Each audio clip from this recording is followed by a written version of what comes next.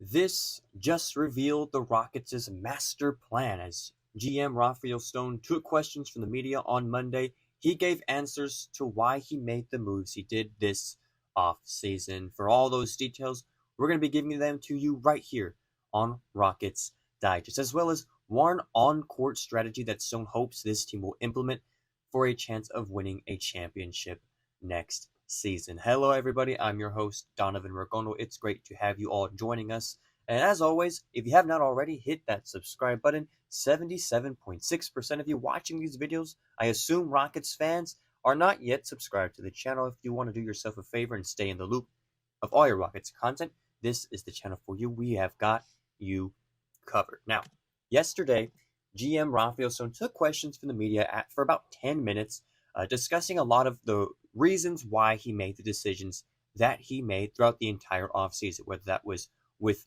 Kevin Durant, Jalen Green, Dillon Brooks, the trade with Cam Whitmore, re-signing Steven Adams. And there is a lot of things to break down, and so I'm going to give you the highlights of what he said on Monday right here in this video. And first and foremost, we will start with Kevin Durant, the big acquisition this offseason. What did GM Rafael Stone have to say about KD? Why did he want to get him? The answer may seem painstakingly obvious, but still I want to provide you guys what he said about that entire situation. When asked why they got KD, he was kind of simply put it as gracefully as he could. He's Kevin Durant. He's really good. He's super efficient. He had a great year last year. He's obviously not 30 anymore, but he hasn't really fallen off, and we just think he has a chance to really be impactful for us, end quote. And GM Rafael Stone, as he has been for the past few weeks now, is absolutely right in saying this. Kevin Durant, there's guys going around online right now, I don't know who they are, but saying KD is washed. He's 37 or about to be 38. Yes, he's older in years, but by no means is Kevin Durant washed at basketball. Kevin Durant, his stats are some of the best stats we've seen from an NBA player, specifically at his age, in like NBA history. I mean, the people that come to mind that put up similar numbers are guys like LeBron James. And so Kevin Durant is still putting up those numbers. I read a stat yesterday that was like in the past 15, 16 seasons that he's played, he has scored at least 25, 24 points per game in those seasons that he played. And so he is on one right now. He is continuing to do that. He has shown no signs of slowing down. He set some good stats as a Phoenix Sun, and before that with the Brooklyn Nets, with the Golden State Warriors winning those 2 Finals MVPs. And so he has shown no signs of slowing down. So GM Rafael Stone, of course, sees that he is in fact Kevin Durant. He is that guy, and went to go get him. Now, there is some questioning, right, of how much Ime Udoka had a say in these conversations. And so there was a lot of rumors going around of Ime, really, really pushing forward. And so GM Rafael Stone kind of cleared up what that was like, and kind of did so, again, very, very gracefully. Kind of gave a good indication of what happened in terms of acquiring Kevin Durant. He said, quote, "Organizationally, we only do things when it makes sense for all of us." He was definitely an advocate, that's Ime Udoka, for it, but only in this way. By no means was there a pressure to do something like this. We thought we were going to be a very good team coming back, no matter what. When the deal came through in this manner, we all wanted to do it, end quote. And quite frankly, that is how an organization should run. Like, of course, like, you don't want to have ever coaches or players advocating too much. A lot of those decisions fall on the GM and fall on the front offices. Yes, there is conversations that can happen to make those kinds of acquisitions possible, but at the same time, a little bit of like a separation of roles in this sense. Ime Udoka, yes, having KD on this team would be great, considering their relationship with him as an assistant on the Brooklyn Nets, as him as an assistant on Team USA. They've had that relationship. They understand each other. They speak each other's basketball language. And so again, just another insight into what those discussions were like for Rafael Stone, Ime Udoka as well. And so the reporters, quite frankly, just kind of kept asking him questions regarding the team Rafael Stone had an additional quote to say about Kevin Durant as to why go out and get him? Yes, because he's Kevin Durant, but what's some of the things that he provides? And so Rafael Stone put it really nicely here, saying, quote, he has an easy time getting his own shot in the half court. He has always been hyper efficient in the half court. Honestly, that's what he brings to every team. No team that doesn't have Kevin has his unique skill set. So he'll bring that here. There are for sure things we will give up, but we like the trade-off. And he's absolutely right here. I mean, you essentially swap, Jalen Green for Kevin Durant, and he mentioned that there was some overlap positionally between Kevin Durant and Jalen Green. Of course, there are things that Kevin Durant can do that Jalen Green cannot, and so they were able to see that and see how the contracts would line up. Starting money has to go out, starting money has to come in. They saw all of that, and they liked what they said. There's a trade-off, but at the same time, they feel that Kevin Durant acquiring him was the best decision to have made. And I also agree, right? When you have a chance to go get Kevin Durant, and it's something that you were planning on getting those draft picks from Brooklyn that originally belonged to Phoenix, that is a key asset for any trade, but specifically for Kevin Durant, who is on the Phoenix Suns, and Phoenix wanting to get those picks back. It was a great strategy from this front office. Now, there were some other questions that were asked to Rafael Stone, specifically about Jalen Green, and one reporter asked him, how hard was it to move off of Jalen Green, right? Like, you drafted him, you have developed him. Like, how hard was that decision? And so GM Rafael Stone, I like what he said here. It's a very classy, very genuine way to respond, saying, quote, Jalen's awesome. He did everything we asked. He's a wonderful combination of talent and work ethic, along with being just a great human being. And anytime that you have the privilege to work with someone who is talented and works really hard and is really nice, you should value.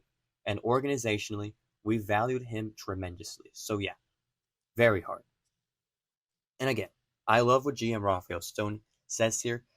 In my opinion, this is how every GM should hold themselves.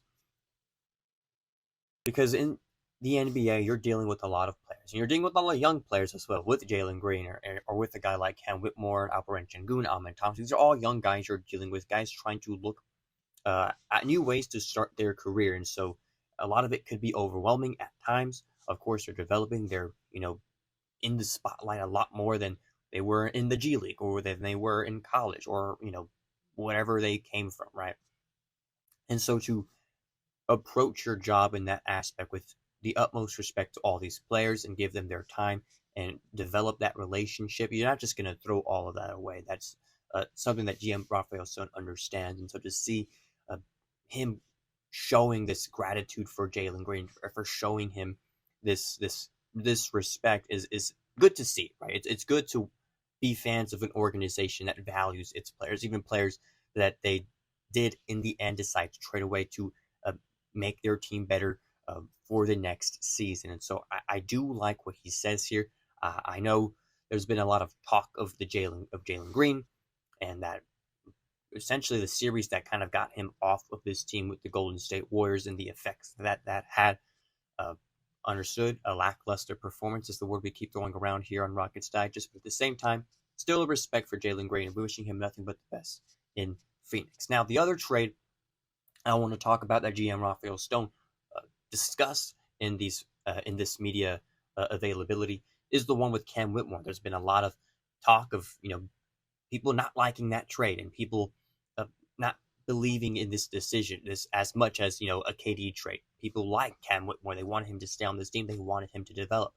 And now that he is going to Washington, that has a lot of Rockets fans upset. But to give you a perspective on this situation, we'll give you straight from what GM Rafael Stone said about it, right? And so we're going to take you to this quote right here about Cam Whitmore. Is Rafael Stone saying here, saying, quote, we are just not a developmental team right now. We wanted to provide Cam with the opportunity to do in his career what we will still believe he very much can do. I think Cam is insanely talented. Wanted to provide him an opportunity to go home and be in a situation where he could really play through mistakes in a way we never could afford in the iteration of the Rockets he joined. End quote. And I agree. I 100% agree with what GM Rafael Stone says right here.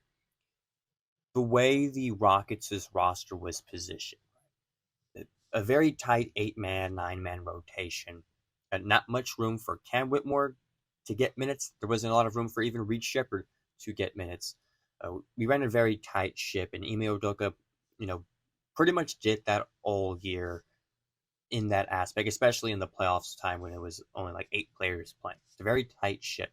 And so when you're the second seed and you're playing against the Warriors and you're playing against tougher teams down the stretch trying to fight for that second seed, I see why Ime Udoka kept the lineup that he did, because it, gives you the best chance to win. So Cam Whitmore didn't really fit into that mold because, again, he is still developing players at, 20 years old. I think he just turned 21 either today or a few days ago.